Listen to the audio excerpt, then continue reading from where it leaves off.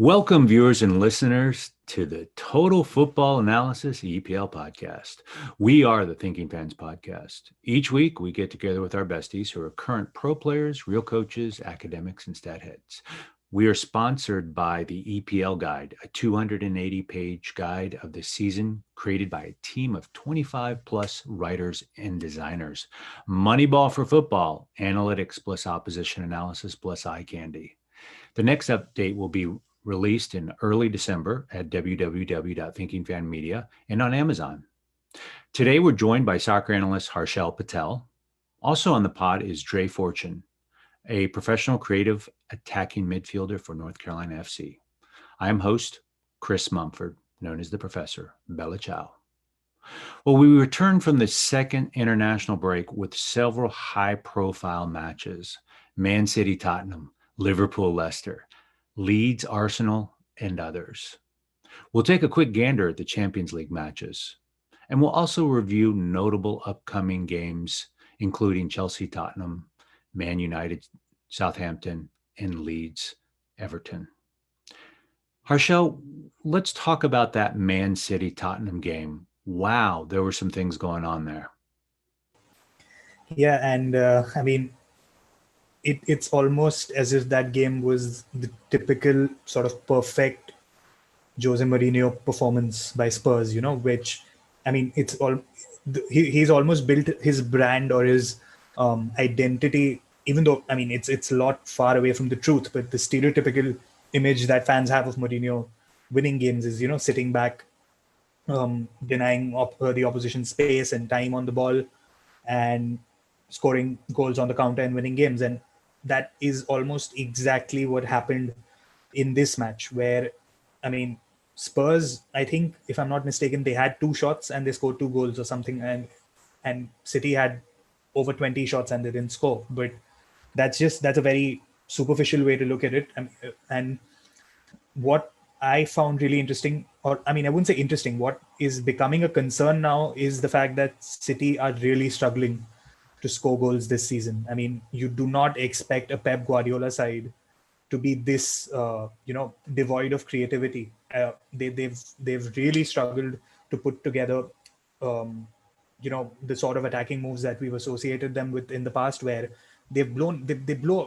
You expect to see City blow teams apart 3-0, 4-0. And I know, I'm not saying that Spurs are that poor a side which can, defensively at least, who can get taken apart that easily by City. But at the same time, it's becoming very, slow and predictable in the way that City are playing in their attacking football. The wingers are always cutting inside. He's been playing Ferran Torres on the left, and I think it was Riyad Mahrez who started on the right in this game. And they're obviously both playing on the opposite side of their strong foot, so they will always look to cut inside. But then there's no width, because Kyle Walker, who is probably been City's best player of the season so far, in my opinion, he does offer a lot going forward. But because of his pace and because of the fact that City have been vulnerable on the counter attack, he always stays back, because of his pace, since he can, cover for City if they're countered upon. Joao Cancelo on the opposite flank, who's the left back, who's playing as a left back, even though he is a right back, he was essentially playing as a central midfielder. Anytime City had possession of the ball for long periods, he was playing alongside Rodri, or even alongside Kevin De Bruyne in those central areas, rather than being out on the flank overlapping.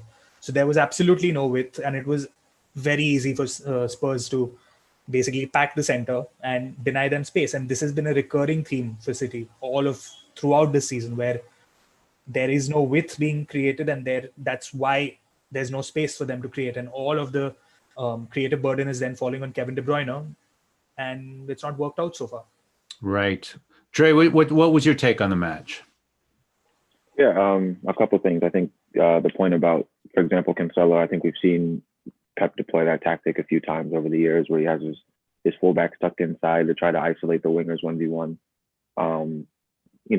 As good dribblers as they are. But as Harshal started off saying, it's just the typical Jose Mourinho, setup in terms of just being defensively compact. And Man City just never looked like they were going to create anything for me.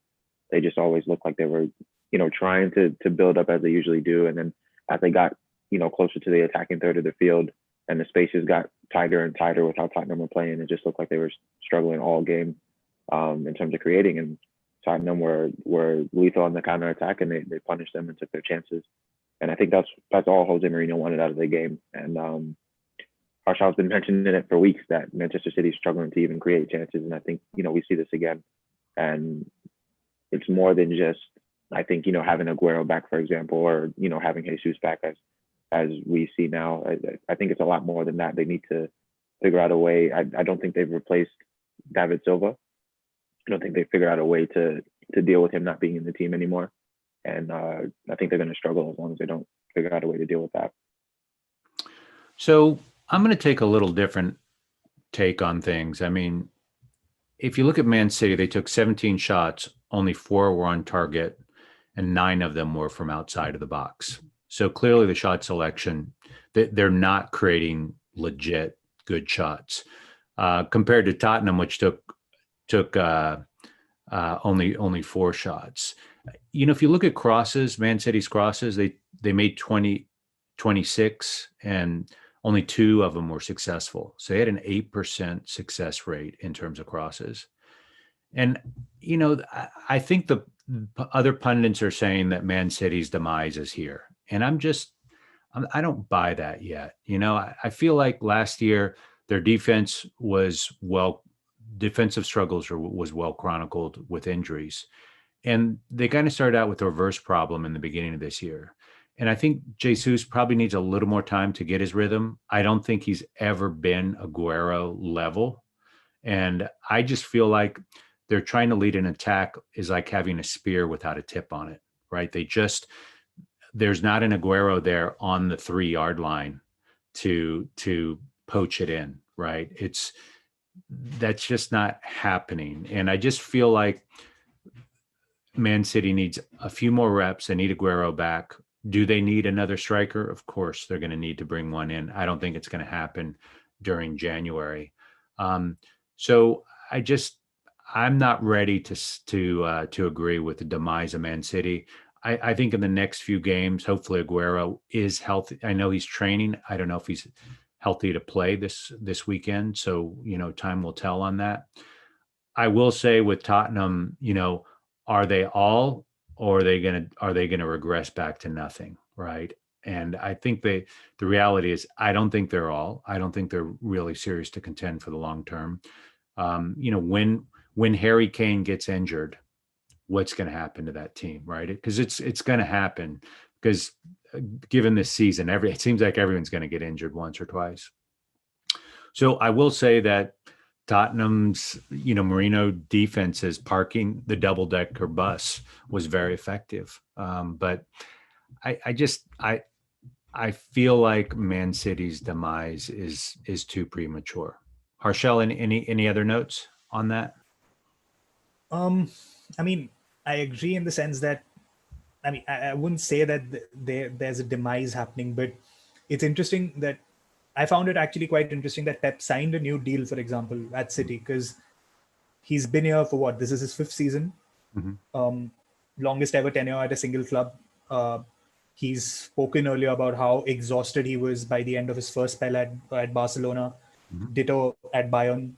And in general, if you look at the careers of top flight managers who've been successful, most notably, say, for example, if you look at even Sir Alex Ferguson, he obviously had success over a long period of time, but it was probably a 3 or 4 year cycle with one squad.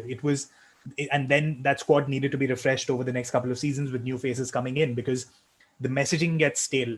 And this is something that is quite sort of prevalent whenever you listen to anybody talking who's played in the professional game for long enough, that 3-4 years seasons is the most that a squad of players can take from one particular manager, because the ideas start getting stale or the players don't but Harshal, let me unpack that a little bit. Okay, for Pep, no one's going to pay him more money, right? No one's going to give him the resources that he needs, and the only potential legit opportunity was Barca. And Barca is an absolute shed show right now, right? I mean, it's just the rebuild on that is going to be considerable. And so I think that, and this is Pep's second or third time around. So I imagine he's still fairly stressed. He's always been tightly wound, but this is his third rodeo here.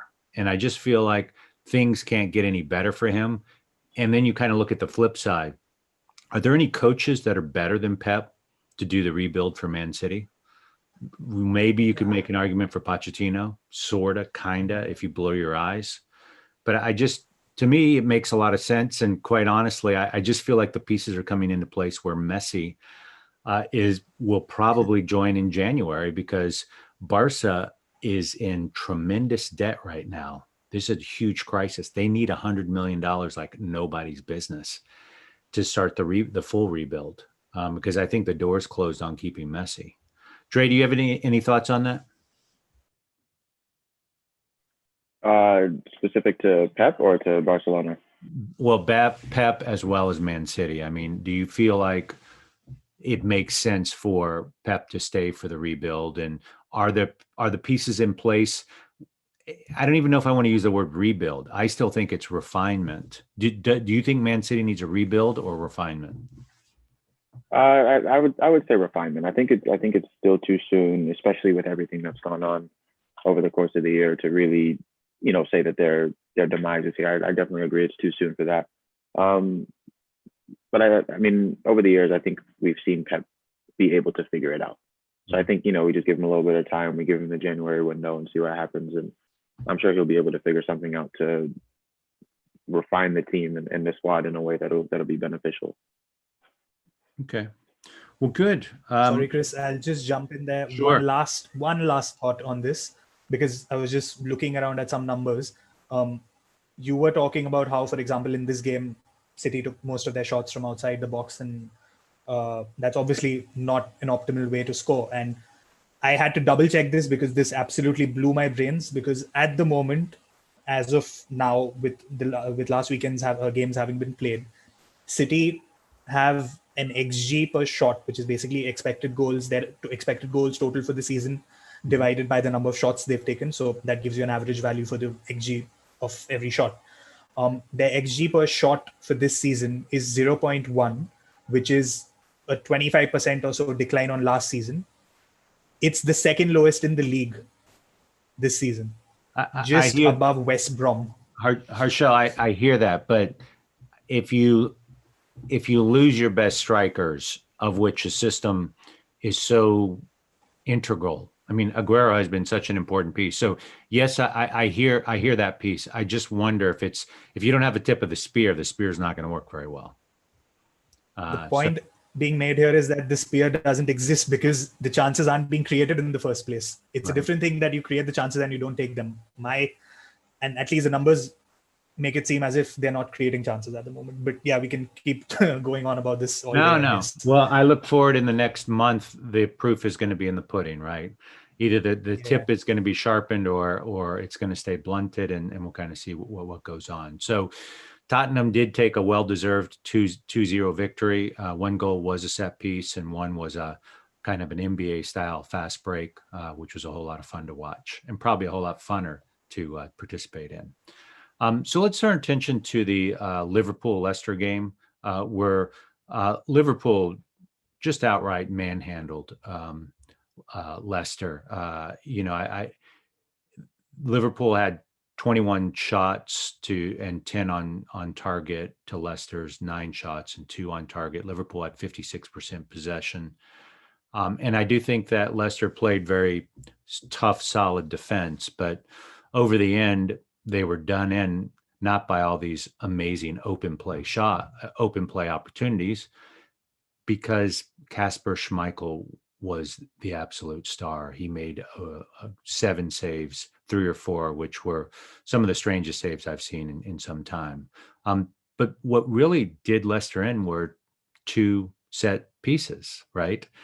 2 headers, an own goal early on from Johnny Evans, and then a hallelujah goal from Firmino, who is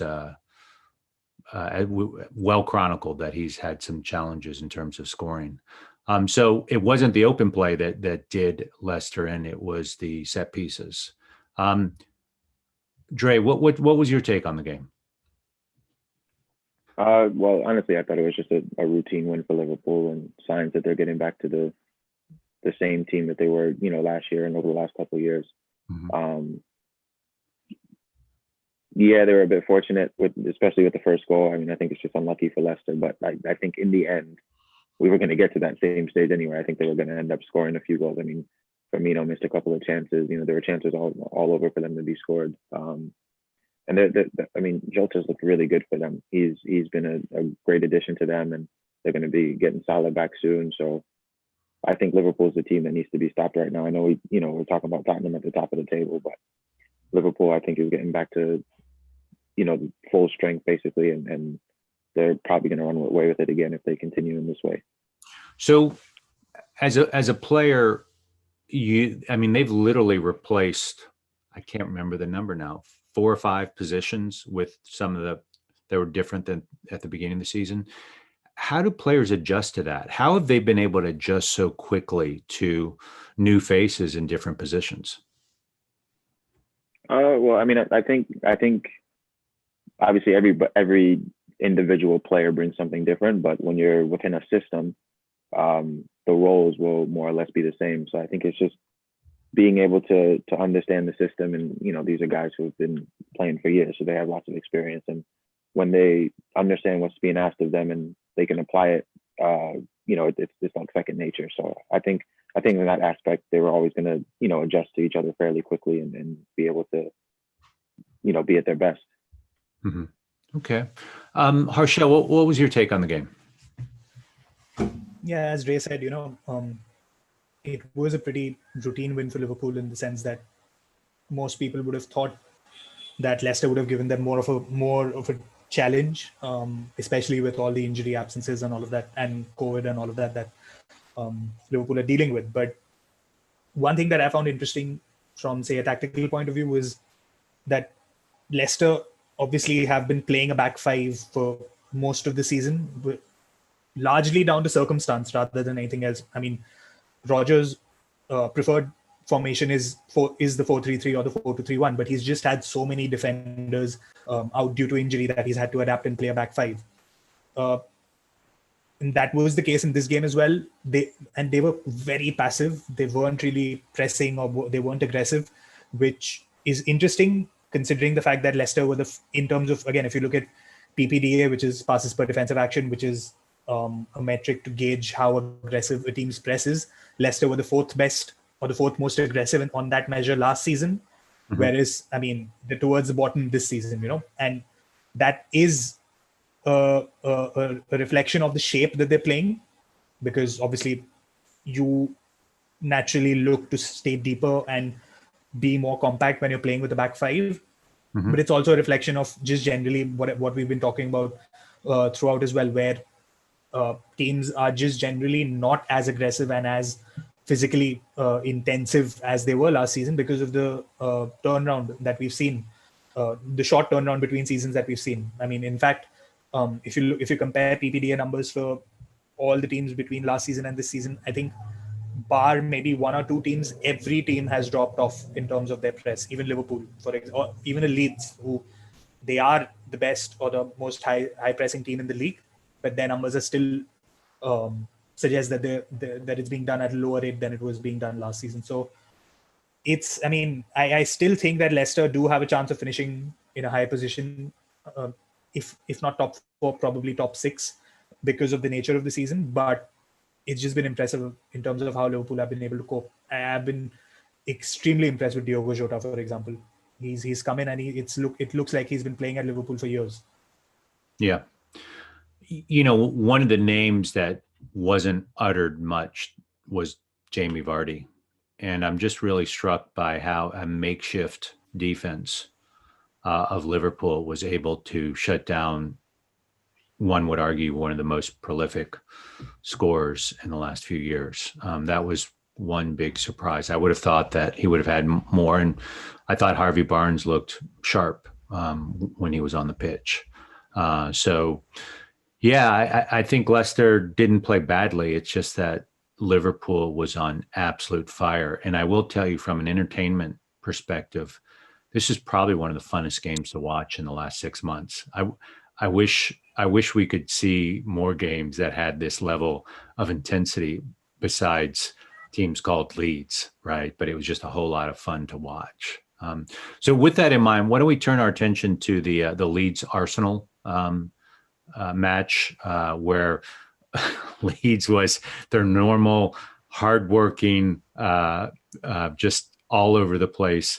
22 shots, of which only 4 were on goal. They had 63% possession. Arsenal had 9 shots, of which only 2 were on goal. And guess what? Leeds outdueled Arsenal 53% to 44%. Dre, what's going on with Arsenal? What's happening here? Yeah, I mean, they were completely outclassed as far as I'm concerned. I mean, Leeds just ran all over them, all over the pitch. Leeds was unfortunate not to win, actually, and I thought they would have been even more unlucky to lose, because there was a questionable handball late on. I personally don't think it's a handball, but I've seen some things called with VAR, so I thought they may have been given that with a shot from Aubameyang. But yeah, I mean, Arsenal is just lacking in so many different areas. It comes down again for me, it's the creativity in the middle third and the final third phases of the field, where they're just struggling to create anything. And we spoke about it last time, I believe, with Aubameyang. I mean, he's there. He's not going to create for himself. He needs guys to kind of help create for him, and then he'll be able to finish chances. And it's not happening right now, and it's disappointing. It's it's because it's been going on for a while, and it's just one of those things. I mean, I don't really see how they fix it. I think they need to bring in somebody who's going to be a little more creative. I saw they were linked with Eriksen, so maybe he can come in and make a difference for them. I don't know if that's going to pan out. Usually doesn't for Arsenal, but yeah, I mean, Leeds was just extremely good on the day, and just for me, unlucky not to go away with 3 points. So I know this probably hasn't happened to you, but as a professional, how do you regain your mojo if you've lost your mojo? What advice would you give to Aubameyang? What do you think is going on in his head? I don't know. It's probably tough for him. I mean, he's got a few different things probably going on. Obviously, he's going to want to score more goals. I'm sure he's going to want more chances to score more goals. And then on the other hand, as a captain of the team, he's got to be really motivational and supportive of all the guys and whatnot. Mm-hmm. So yeah, I can imagine it's really tough for him, just as a team in general. I mean, most of the time, growing up and even now, one of the things that is always on my mind when things aren't going great, when they aren't going well for you, just simplify your game, do the basic stuff, get the basics right, and then everything on top of that will kind of develop and materialize. And I mean, I think that's a good start, especially when you look and like you said, Leeds won majority of the duels and whatnot. I mean, 50-50s and stuff like that are basic things that you go into 100%, and things kind of develop from there. From there, you can get lucky bounces here and there, and the ball ends up in the back of the net. So I think it's just a few things like that they just need to try to improve on and go from there.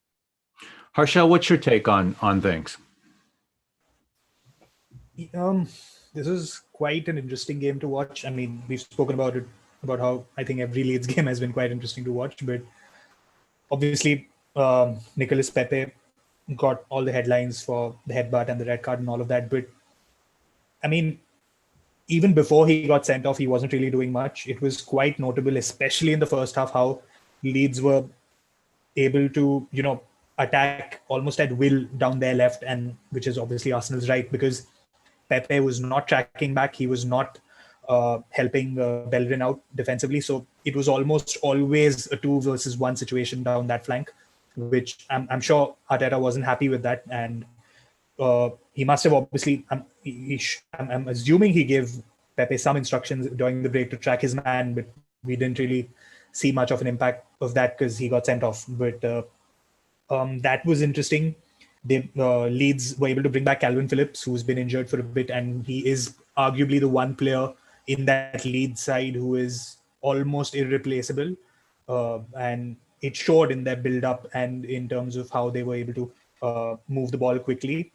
And again, we've spoken about how Leeds man-mark all over the pitch, and it was really interesting to see how the 2 central midfielders, Matthias Klick and Stuart Dallas, were on Granit Xhaka and Dani Ceballos at all times, especially when Arsenal were trying to build out from the back. You would see the two Leeds players push onto the two Arsenal midfielders, so the Arsenal centre-backs could not pass it centrally into the central midfielder. So they had to go out wide, and that automatically then was a pressing trigger for Leeds to then press and try and win the ball back. So again, it just shows how well Leeds were prepared in terms of their tactics and their organization around this game.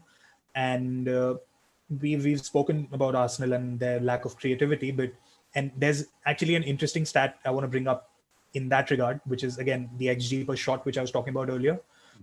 Arsenal are actually doing better this season in terms of that particular metric, XG per shot, than they were last season. There's about in almost 12% improvement in the XG per shot for this season as compared to last season. And they're also giving up fewer quality chances. If you look at XGA, which is expected goals against per shot, even there's been an improvement in that side of things as well. But if you just consider expected goals per game this season, Arsenal have the 6th worst expected goals total. So what that tells me is that they're not creating a lot of chances, but when they do create chances, they are usually high quality chances or decent quality chances. So they probably need to get better at creating more chances. And it's up to, I don't know how Arteta is going to solve that, but that's what I think the problem is.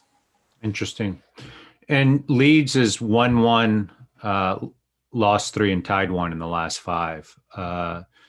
Is this the mean for them? Do you feel that they are a kind of 14th, 15th in the rankings, or do you feel that they've been unlucky or during the last 5 games? I wouldn't say they've been unlucky. They deserve to lose the games that they did, which were, they lost 4-1 to Palace, for example, which was pretty deserved because Palace did create decent chances, and they took the chances that they were able to create. But I do think that this maybe about mid-table is Leeds' sort of natural habitat in that sense. Okay. They may outperform and maybe might even make it into the top 10. But you've got to remember, yes, they have spent money this summer. Yes, they aren't exactly a poor club. But even in the last season in the Championship, they had only, I think, the 6th or 7th highest wage bill of the clubs in the Championship. They got promoted on the back of that, so which was obviously a huge overachievement, even though, and that's what Bielsa brings you. He brings you that overachievement in terms of making average players much better, and that's what he's doing this time around as well. Leeds have spent money, but they don't. You look at the lineup. There's nobody who screams Premier League quality or who's maybe one or two who they've bought, but the others are all. They were the vast majority of that team was in the Championship starting 11 last season. So I wouldn't be surprised if they stay in this region of the table, but even that would be a great achievement. So even though we all think that Leeds should be higher up the table, we've got to remember that they're still not really, a heavyweight of the league yet. So, well, that and keep in mind the injuries and the COVID. I really think in the next week or two, we'll start to see a fully healthy Leeds, and in the next 3 weeks, they're going to be playing. Having matches against, I believe it's Man United and Chelsea that they're going to be playing. So they're going to have their hands full. Well, good. Well, why don't we go ahead and just quickly talk over some of the other matches. Chelsea beat Newcastle in a fairly routine 2-0. Brighton upset Aston Villa 2-1. And Man United had probably a fairly lackluster win over West Brom 1-0. Everton dispatched Fulham 3-2. And West Ham beat Sheffield United, which wasn't that much of a surprise, I don't think. Burnley beat Crystal Palace 1-0, and Southampton tied with the Wolves, which seems like probably what you would expect. Any thoughts on any of those matches, Harshal? Couple of quick thoughts. Man United, for example, obviously there has been again criticism of the fact that they only beat West Brom 1-0 and it was a labored performance. But I think it was still encouraging because United did create chances. It's just that the finishing wasn't up to the mark. Mm-hmm. So, and Sam Johnston had a really good game in the West Brom goal, so it could have arguably ended 2 or 3-0 as well. Mm-hmm. And another thing which you can take away from that game and last night's game against Istanbul in the Champions League is that we've already spoken about how United's midfield is the problem, or rather that there is a problem that needs solving there because it's either too conservative or too attacking. Last night was an example of it being too attacking because Solskjaer started with Donny van de Beek, Bruno Fernandes and Fred, which led to the game being very open. It was quite an entertaining game, but Istanbul were able to attack United as well, as United attacking Istanbul. Whereas in the West Brom game, it was a lot more defensive because you had Nemanja Matic playing. So he needs to find that balance there in terms of his midfield. And another interesting sort of takeaway from the weekend's games was the Southampton Wolves game, because it was, I think, the first time in Nuno Espirito Santos' tenure at Wolves in almost 3 seasons that he started with a back four. Mm-hmm. Mm-hmm. Connor Cody was out because of a positive COVID diagnosis. So he went with the back four, even though the players in the lineup could have easily played in a back three. He could have dropped Leander Dendoncker into one of the centre back positions, which he's done quite a few times in the past. But he chose to go with the back four, played a 4-3-3, which we've not seen Wolves do that. And it was interesting because it looked like the Wolves players were also a little bit unsure of what their roles were. But I'm really interested to see if he keeps doing that going forward, because as I said, he's always either played a 3-5-2 or a 3-4-3 in about 2.5 seasons that he's been there. So that was quite interesting. All right, Dre, do you have any observations on any of those matches? Yeah, just the one. Just Everton obviously getting 3 points again. I think they're gonna try to keep pushing for maybe a top 6 position in the table. It's gonna be a little tough because they've got the likes of ManU, Arsenal, and Man City behind them, who are gonna push that envelope. But I think it was just nice to see them get 3 points again, and they were a bit fortunate with Fulham's penalty woes again. Somebody slipping from the spot, but they'll take it anyway. All right. Well, good. Well, I guess, Harshal, you'd mentioned that Man United won 4-1 yesterday over Istanbul. Chelsea was able to squeak out a 2-1 victory over Rennes. And then we've got Man City, Olympiacos. And then we've got Liverpool-Atalanta. What are some things you would look for in that game, Harshal? Well, the previous sort of leg or the return fixture that between Liverpool and Atalanta was a lot more one-sided than we thought. Liverpool were able to steamroller Atalanta. I don't know if they'll be able to do that again.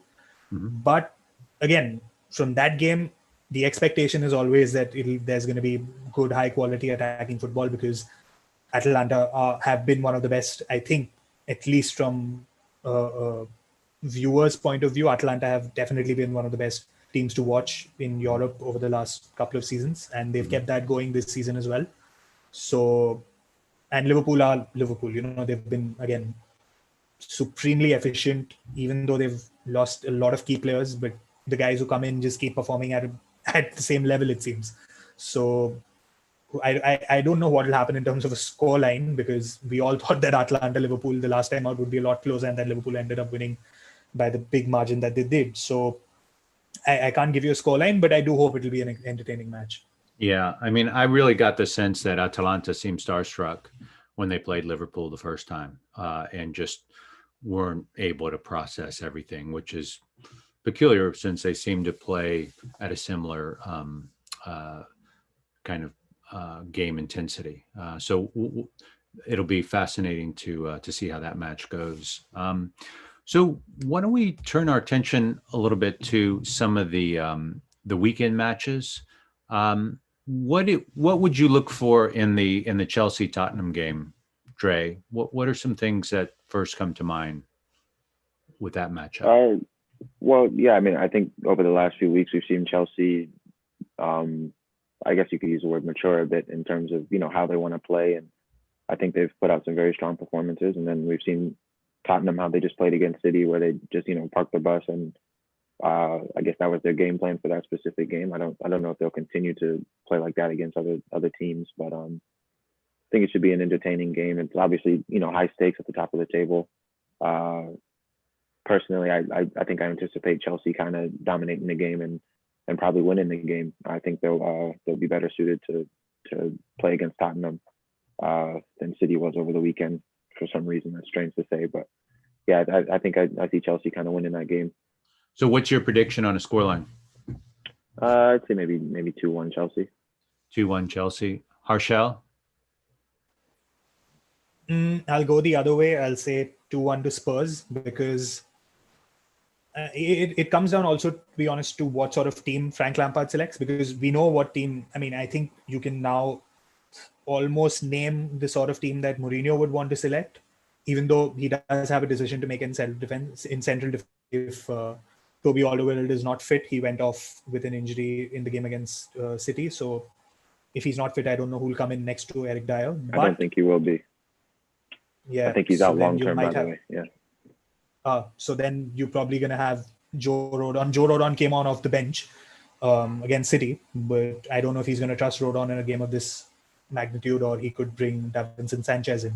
But with regard to Chelsea, yes, they've done well over the last few weeks. They've managed to, I think the 4-3-3 really suits them rather than the 4-2-3-1 that Lampard was playing earlier, because you've got N'Golo Kante in his best position as the sort of defensive single pivot defensive midfielder, and he can do all of the defensive work, while even Mason Mount to an extent does help out defensively. But then you've got Kovacic and the front three who can then go out and create. But I don't know if that's going to be as effective against Spurs, because they've been brilliant at counter-attacking, and Chelsea have been vulnerable to counter-attacks. So, like, for example, I would be very surprised if Lampard starts with Reece James at right back. I expect to see Azpilicueta come in at right back, because Son plays off the left, so he would want more protection on that side. But it depends. I mean, I do think that Spurs have hit a good sort of stretch of momentum over the last few games with their results,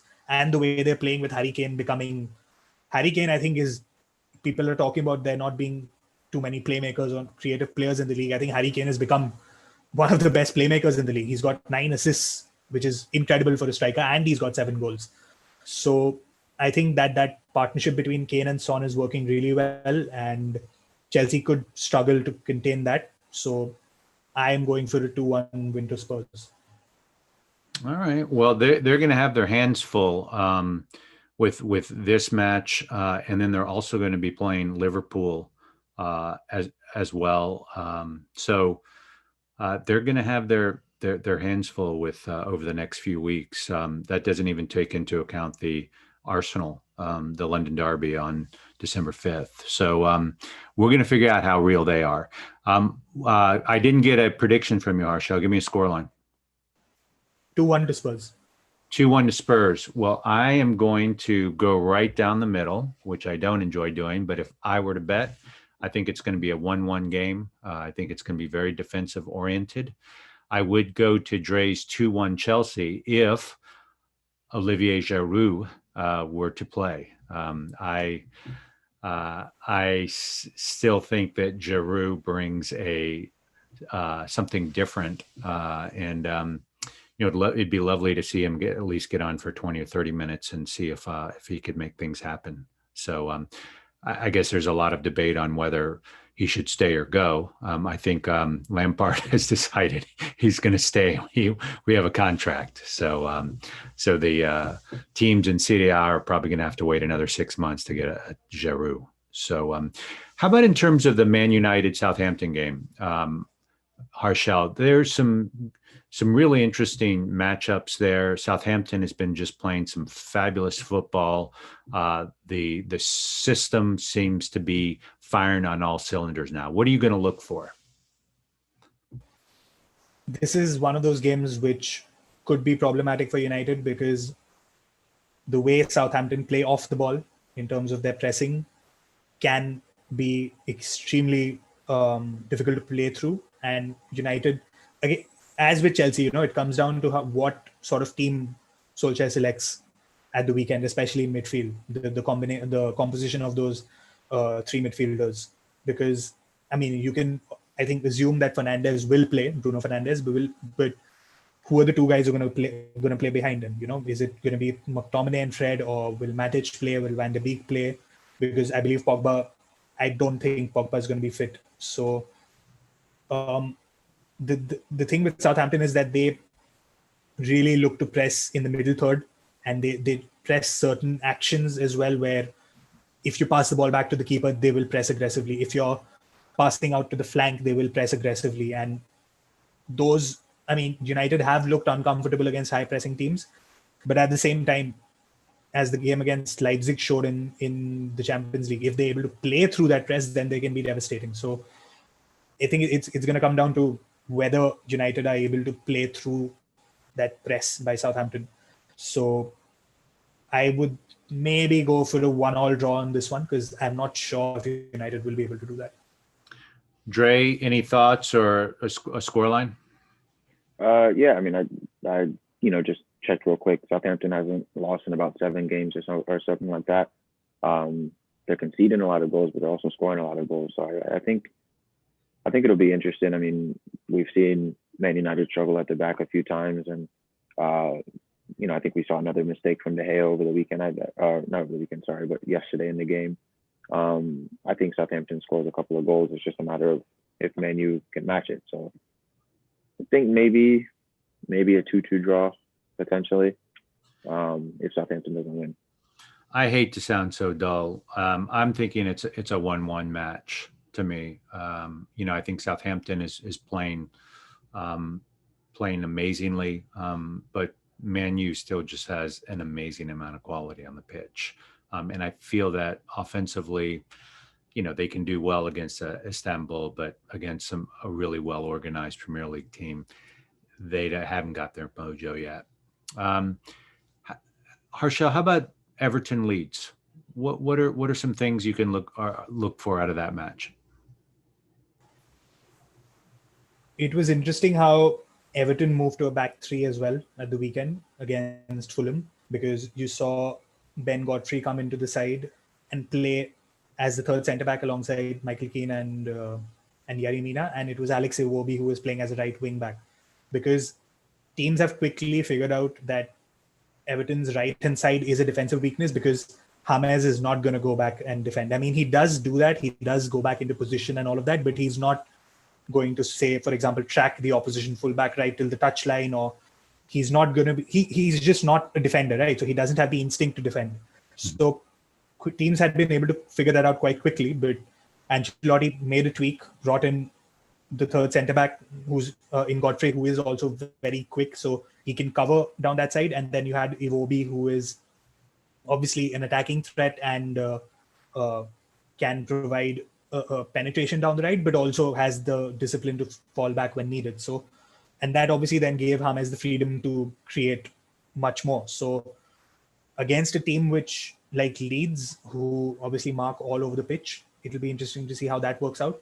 Also, because Everton do have a tendency of letting sort of, runners and runs go unchecked, where if there's a third man run or if there's a blind run which is made, a lot of times the Everton midfielders don't track those runs, and Leeds are the master of that sort of thing. We saw that in the game against Arsenal as well, where there was I remember a specific example in the first half where Alioski shot over the bar, but the move that preceded it saw so many off the ball runs being made, and Arsenal just weren't able to keep up with it. And I think that might just happen again against Everton, unless Ancelotti is able to, maybe in this week, work on specific team shape. So I am going to go for a Leeds win. So give me a number. 2-1 to Leeds. Dre? I agree. I think 2-1 to Leeds as well. I'm going to say 3-2, but I don't know who's going to bring it all together, right? Because with Richarlison back and fairly fresh legs, though I imagine he had some work to do in the international break. And I just think that Dominic Calvert-Lewin with Richarlison is going to give Leeds a full hand. I just don't know who's going to score 3 and who's going to score 2. So, well, good. Well, Harshal, let's touch on our final topic is just looking at the table. Are there any observations you've picked up on having a recent gander? Similar to what we spoke about on last week's episode is Brighton, for example, they're in 16th place with 9 points, but if you were to look at expected points, which is basically you simulate shots about 10,000 times to get match results and then allocate points to teams based on that. According to expected points, Brighton should have 15 points, which would put them in 3rd place. And I've maintained that, I mean, anybody who's seen Brighton play, for example, this season will know that they've been extremely unlucky, with the game against Man United being the biggest example. They hit the post or bar 5 times in that game and lost that match. So I was really happy to see them win at the weekend against Villa, and hopefully they can now put a bit of a run together in terms of wins, or at least not losing. Otherwise, as I said earlier, I was really surprised to see that City's XG per shot, for example, was the 2nd lowest in the league. Even just XG per game, they're 10th in the league, where over the last 2 or 3 seasons, you'd expect to see City 1st or 2nd for XG per shot, and just overall XG as well, So, as I said, City's lack of creativity is a problem, and I don't know how Pep is going to solve it, because it seems as though it actually seems to me he's become a little more stubborn in terms of how he's playing. I haven't really seen too many tactical tweaks or even personnel. Like, for example, I would play Phil Foden a lot more just because of the lack of creativity in that City midfield. So let's see if what Pep does. But just off the top of my head, 2 of the things that have been interesting, although obviously there's a lot more to unpack if we had the time. I gotcha. Dre, any observations about the table or just what you're going to be looking forward going forward? Yeah, I mean, just quickly, I think, I think it's starting to settle a little bit towards the bottom. I'm a little surprised by Burnley. I think they usually, have a little bit more success in the Premier League than they're having now.